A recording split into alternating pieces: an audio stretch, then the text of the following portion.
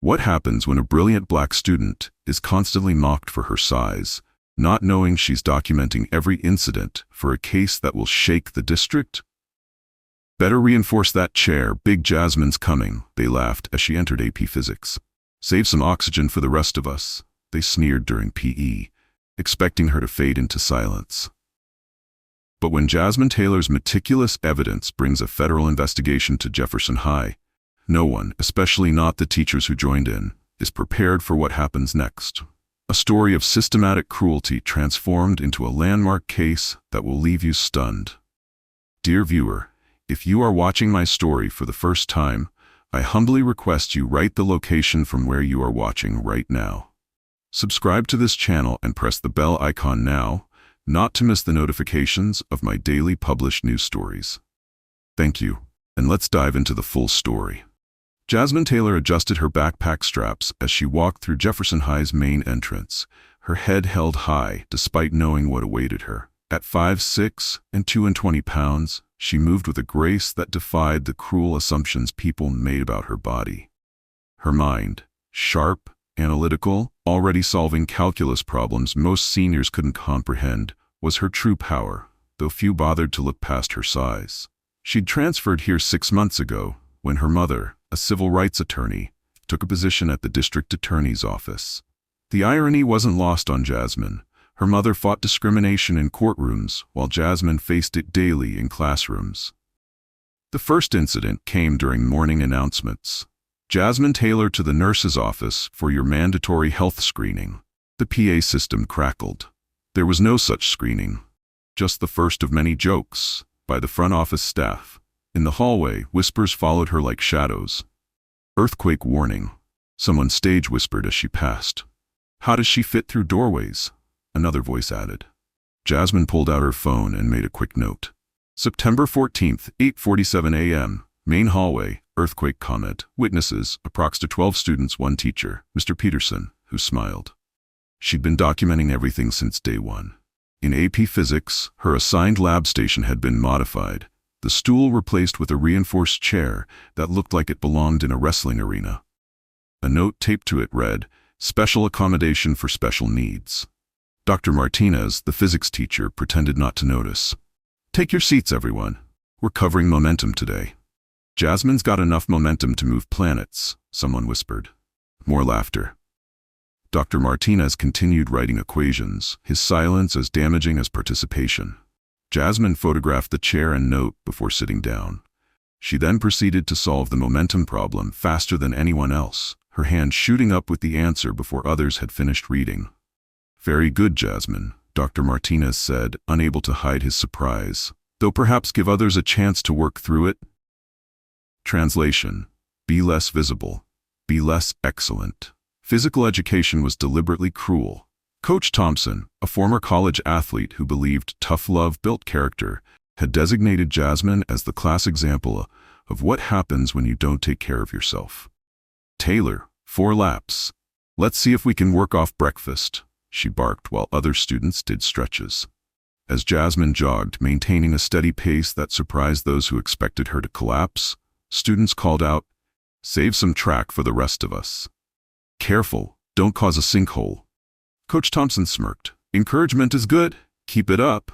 Jasmine recorded it all on her smartwatch. Time, date, exact quotes, witnesses. During the health unit, Coach Thompson used Jasmine's presence to lecture about obesity, pointing without naming, making medical assumptions without qualifications. "Some people," she'd say, looking directly at Jasmine, "are just 1 burger away from diabetes." Jasmine noted. October 3rd, 2:15 p.m., false medical claims, violation of HIPAA privacy standards, witness intimidation through targeted humiliation. The cafeteria was a daily gauntlet. Students would moo when she walked past with her lunch tray. Someone created a fake Instagram account, Jasmine's feeding log, documenting her every bite with cruel commentary. But Jasmine was patient, methodical. She screenshot everything, saved URLs, documented IP addresses. Her evidence folder grew daily. The breaking point came in American literature. Mrs. Henderson, assigning roles for a dramatic reading of A Streetcar Named Desire, announced, "Jasmine will read stage directions. We need someone with presence for Blanche, and that's clearly not your casting." The class erupted in laughter. "Unless we're doing Death of a Salesman," a student called out. "She could play the broken car." Mrs. Henderson didn't reprimand him. Instead, she added, "Though I suppose you could play Stella after the baby. Method acting, right?" Jasmine stood up slowly. "Mrs. Henderson," she said, voice steady, "are you aware that weight-based discrimination in educational settings violates both Title IX and the Americans with Disabilities Act?" The room went silent. "Furthermore," Jasmine continued, "your comments constitute creating a hostile learning environment which opens both you and the school district to significant legal liability." Mrs. Henderson's face paled. It was a joke." "I have documented 47 similar jokes from faculty members in the past 6 months, Jasmine said. "Would you like me to continue?" That evening, Jasmine presented her evidence to her mother. Spreadsheets of incidents, audio recordings, videos, screenshots, a comprehensive case that would make any lawyer weep with joy. "Baby," her mother said, reviewing the files, this is systemic. This isn't just bullying, this is institutional discrimination." "I know," Jasmine replied. "That's why I waited. I needed to show the pattern." Her mother made 3 phone calls that night. To the school board's legal counsel, to the Department of Education's Office for Civil Rights, and to a friend at the local news station. By morning, Jefferson High was in crisis mode. The emergency faculty meeting was tense. Principal Warner, who dismissed Jasmine's earlier complaints as oversensitivity, now faced a potential federal investigation. "She recorded us?" Coach Thompson sputtered. "Without consent?" "This is a public school," the district lawyer explained. "She had every right, and what she recorded, we have significant exposure here." Dr. Martinez looked sick. "I never directly said anything." "Your silence enabled it," the lawyer cut him off. "That's actionable." Meanwhile, Jasmine attended classes as usual, but the atmosphere had shifted. Students who'd participated in the bullying now avoided her gaze. Teachers stumbled over their words, terrified of adding to her evidence. The local news ran the story that evening. Honor student documents months of size-based discrimination at Jefferson High. The piece included statistics. Jasmine maintained a 4.0 GPA, scored in the 99th percentile on standardized tests, and had already been accepted early decision to MIT. "I document discrimination," Jasmine told the reporter, "because data doesn't lie.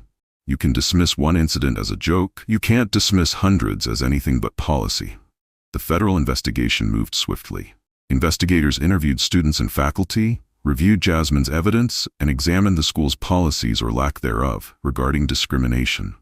Their findings were damning. Systemic bias in grading, larger students received lower participation scores, discriminatory PE requirements, faculty participation in student-led harassment, administrative indifference to complaints. 3 teachers, including Coach Thompson and Mrs. Henderson, were placed on administrative leave. Dr. Martinez resigned. Principal Warner was reassigned to a desk job pending further review. The school board settled with Jasmine's family for an undisclosed amount, which she requested be used to establish a district-wide anti-discrimination program. At graduation, Jasmine was valedictorian. Her speech didn't focus on her academic achievements but on the power of documentation. Every cruel word, every joke, every moment of discrimination, I recorded them not for revenge, but for change. Because what you measure, you can manage. What you document, you can defeat. She announced she would study data science and civil rights law at MIT, combining her gifts to fight systematic discrimination through empirical evidence. The standing ovation lasted 5 minutes. Coach Thompson, attending as part of her remediation program, wept openly. 5 years later, Dr. Jasmine Taylor published groundbreaking research on size discrimination in education. Her work cited in 3 Supreme Court cases expanding protections for students. Jefferson High became a model for inclusive education, with mandatory bias training and strict anti-discrimination policies. The Jasmine Protocol, her system for documenting harassment, was adopted by schools nationwide. At 250 pounds and brilliant as ever, Jasmine returned to Jefferson High for a dedication ceremony. The new wellness center, focused on health at every size rather than weight loss, bore her name. "They thought my size was my weakness," she told the assembled students. "They never realized it taught me to see what others overlook, to document what others dismiss, to fight battles others think aren't worth fighting. Coach Thompson, now teaching at a community center and advocating for body positivity, approached after the ceremony. "I'm sorry," she said simply. "I know," Jasmine replied. "That's why you're here. Data showed your change was genuine." That's the power of documentation. It captures transformation too. Dear friend, this story reminds us that discrimination thrives in silence, but withers in the light of documentation. Jasmine didn't just survive harassment, she transformed it into a catalyst for systemic change. Her methodical approach teaches us that sometimes the most powerful response to cruelty isn't anger, but evidence. When we document injustice meticulously, we create undeniable proof that demands action. Did this story move you?